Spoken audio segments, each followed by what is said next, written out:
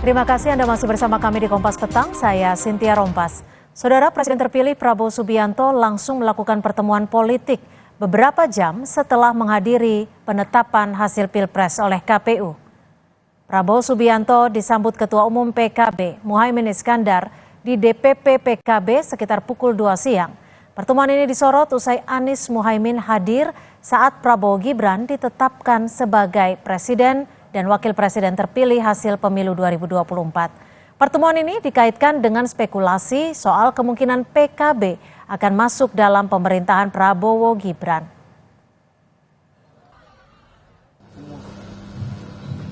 Sangat terkesan dengan kehadiran Saudara Anies Baswedan dan Saudara Muhaimin Iskandar. Kontestasi kemarin cukup tajam dan kontestasi demokrasi harus tajam. Sudah pertandingan selesai dan saya anggap sudah selesai dan memang sudah selesai.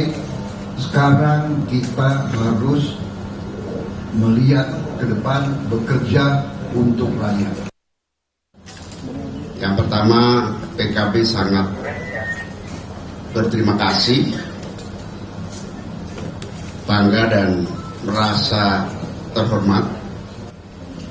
Tadi PKB juga menyampaikan kepada Pak Prabowo sebagai Presiden terpilih 8 agenda perubahan PKB. Tak hanya dengan PKB, penjajakan kerjasama juga dilakukan dengan Nasdem. Ketua Harian Partai Gerindra, Sufmi Dasko Ahmad, meminta semua pihak menunggu terkait hasil pertemuan dengan Waketum Nasdem, Ahmad Ali di kediaman Prabowo Subianto. Meski tidak memberikan isi pertemuan, Dasko bilang hasil pertemuan merupakan kabar baik. Saya rasa nggak ada ya, ada pembicaraan aja. Pokoknya nanti sehari 2 hari. Kabarnya menggembirakan atau enggak nih 1-2 hari? Oh pasti gembira lah. Ini sebenarnya ketemunya dadakan atau udah dijanjikan sama Bang Dasko sendiri Bang, dengan Bang Ali? Dadakan. Ya, oke. Tapi memang kapasitasnya sebagai waketum Nasdem ya Bang Ali datang ya?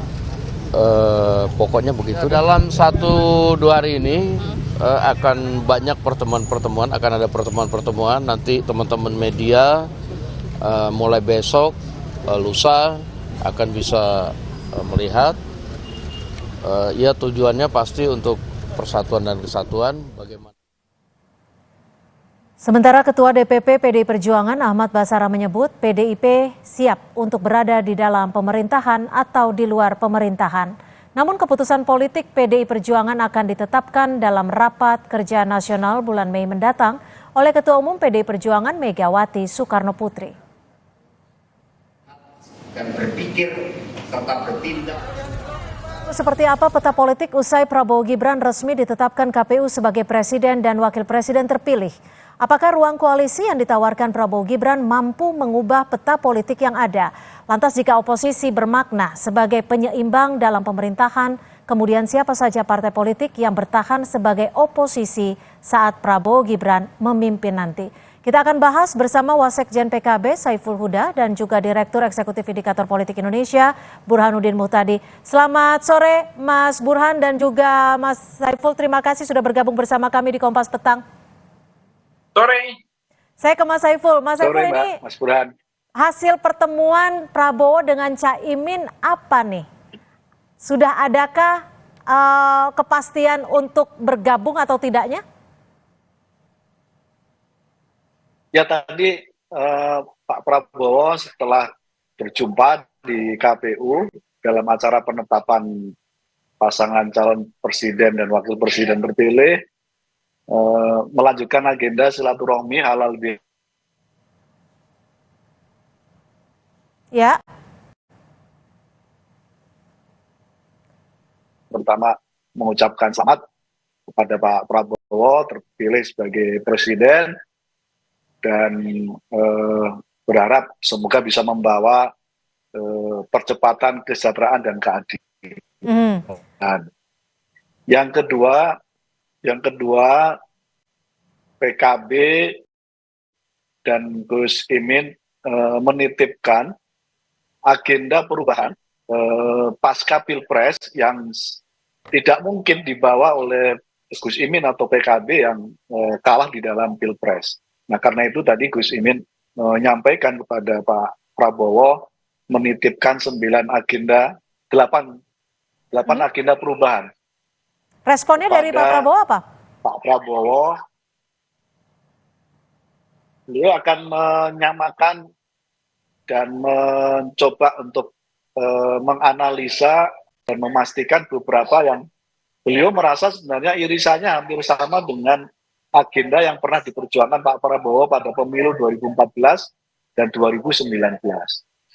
Oke. Jadi karena itu tadi disampaikan langsung dokumen agenda perubahan yang tentu nggak bisa kami laksanakan melalui jalur eksekutif. Oke. Nah, yang ketiga, tadi kita berkomitmen dengan Gerindra untuk di parlemen kami akan kerjasama dalam konteks bagaimana supaya agenda perubahan ini bisa diwujudkan. Oke. Terutama kerjasama dengan Partai Gerindra. Baik, Mas Burhan, kalau Anda melihatnya pergerakan Prabowo ini begitu cepat setelah penetapan di KPU langsung pergi menemui PKB. Apa yang Anda bisa baca terkait hal ini? Jadi saya membaca manuver Presiden terpilih, Pak Prabowo, itu sangat gencar dan beliau menargetkan partai-partai yang potensial untuk diajak. Dan kebetulan partai yang ditarget untuk diajak dalam pembentukan koalisi pemerintahan Prabowo Gibran itu juga membuka pintu lebar-lebar. Jadi it takes two to tango. Jadi perlu 2 orang untuk main dansa tango. Jadi kalau Pak Prabowo-nya saja yang aktif tetapi tidak mendapatkan respon dari PKB atau Nasdem, tidak mungkin terjadi pertemuan hari ini antara Pak Prabowo dengan Gus Muhaimin. Jadi saya menangkap ini sinyal bergabungnya PKB ke dalam pemerintahan Prabowo Gibran. Tentu dengan banyak preteks ya, termasuk misalnya preteks berkaitan dengan 8 agenda perubahan yang harus dilaksanakan oleh pemerintahan Prabowo Gibran. Itu kan semacam prakondisi sebelum koalisi itu bisa disepakati oleh kedua belah pihak. Oke, Mas Saiful, jika dibilang ini sinyal kuat untuk bergabung, jadi jawaban dari PKB akan bergabung atau tidaknya akan ditentukan kapan nih? Dan sudah solidkah kader-kader PKB untuk menentukan sikapnya? Ya, tanggal yang pasti gabung tidaknya kan tanggal 20 Oktober nanti. Karena itu kita lihat perjalanan ini masih panjang. Tapi intinya kami punya trust terhadap Pak Prabowo ya. Kenapa 8 agenda perubahan kami titipkan? Ya kami percaya terhadap Pak Prabowo ada potensi itu. Karena irisannya sama dan mirip betul dengan agenda Pak Prabowo pada pemilu 2014 dan 2019. Apakah dari PKB sendiri masih ada pergolakan untuk bergabung atau tidaknya?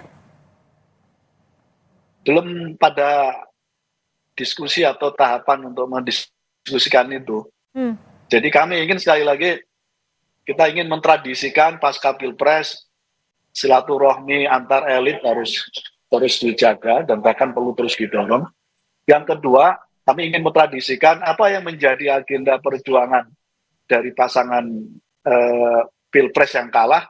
Saya kira tidak perlu kita malu-malu untuk menyampaikan itu, kita endorse kepada calon atau kepada presiden terpilih. Dan ini hari ini kami sedang lakukan itu. Dan ini pula nanti akan kami titipkan agenda. Dititipkan agenda Mas Saiful. Tapi jika memang di dalam internal PKB sendiri masih memiliki 2 pandangan, apakah ini nantinya akan dimunaskan sehingga menjadi satu jawaban yang pasti? Ya pasti, karena secara kelembagaan PKB harus bersikap terhadap pemerintahan baru, dan itu secara kelembagaan politik pasti nanti ada semacam mukernas yang akan digelar untuk memastikan PKB di luar atau di dalam koalisi pemerintahan Pak Prabowo. Oke, jadi sampai saat ini confirm memang belum ada sikapnya ya, meskipun sinyal-sinyalnya kuat ya, datang ke KPU dan setelah itu bertemu dengan Pak Prabowo usai penetapan. Ya kira-kira omongannya Mas Burhan tepat itu, kira-kira ini prakondisi sambil kita lihat 20 Oktober yang akan datang. Oke, Mas Burhan, perspektif Anda nih, jika oposisi hanya memiliki komposisi yang bisa dikatakan minimalis, akan seberapa kuat posisi dari oposisi ini sebagai faktor penyeimbang dalam pemerintahan menurut Anda? Ya, makanya saya menyarankan agar negara itu memperbesar insentif bagi partai oposisi. Jadi siapapun partai itu punya semacam dorongan untuk tetap komit sebagai oposisi. Nah, per hari ini insentif menjadi oposisi itu kurang, baik secara finansial, secara hukum, secara elektoral, itu relatif tidak begitu kuat ya insentif yang diberikan. Nah, karenanya perlu didorong supaya partai itu tidak mudah pindah ke lain hati. Tetapi juga jangan sampai pemerintahan terlalu lemah. Nah, per hari ini kekuatan Prabowo Gibran itu baru 48-49%, belum mencapai 50% berdasarkan 4 partai pendukung utamanya yang lolos parlemen. Artinya perlu titik keseimbangan antara pemerintahan yang kuat, tetapi oposisi juga harus didaya. Jadi jangan semua partai direkrut ke dalam pemerintahan, karena itu akan merugikan mekanisme checks and balance, dan juga akan merugikan mekanisme manajemen dan disiplin koalisi. Oke, Jadi, Mas Burhan, maaf saya potong, tapi kalau hanya PDIP dan mungkin ada partai lain, 1 atau 2 yang menjadi oposisi, ini cukup kuat tidak? Apa yang bisa diperjuangkan ketika oposisinya ini adalah oposisi minimalis? Makanya ekspektasi saya itu ada 3 partai yang setia ya menjadi oposisi ya, selain PDI Perjuangan dan PKS, mungkin 1 lagi partai yang diharapkan mampu untuk mengawal dan mengkritisi pemerintah. Nah, siapa partai itu per hari ini saya belum temukan. Baru 2 partai yang tanda-tandanya menjadi oposisi masih terlihat, meskipun jangan-jangan bukan hanya 2, malah 1 gitu ya. Karena tadi godaan untuk masuk ke dalam kekuasaan kan besar. Jadi lagi-lagi ya perlu ikhtiar bersama, termasuk presiden terpilih juga jangan terlalu berambisi untuk mengajak semua kekuatan ke dalam. Jangan lupa, Cynthia, dalam konteks pembentukan kabinet itu tidak hanya dari kalangan partai loh, tapi juga ada representasi TNI, representasi polisi, representasi oligarki, termasuk juga mungkin Presiden Jokowi punya beberapa nama yang direkomendasikan. Jadi kalau semua diakomodasi, saya khawatir ada revisi Undang-Undang Kementerian Negara yang sekarang maksimum 30 pos kementerian dan ditambah. Dan itu akan memperburuk mekanisme penyelenggaraan negara kan terlalu besar postur kabinet yang dibentuk. Baik, terima kasih atas perspektif Anda Mas Burhanuddin Muhtadi dan juga Mas Saiful Huda, Wasekjen dari PKB sudah bergabung bersama kami di Kompas Petang. Selamat sore. Selamat sore. Saudara, informasi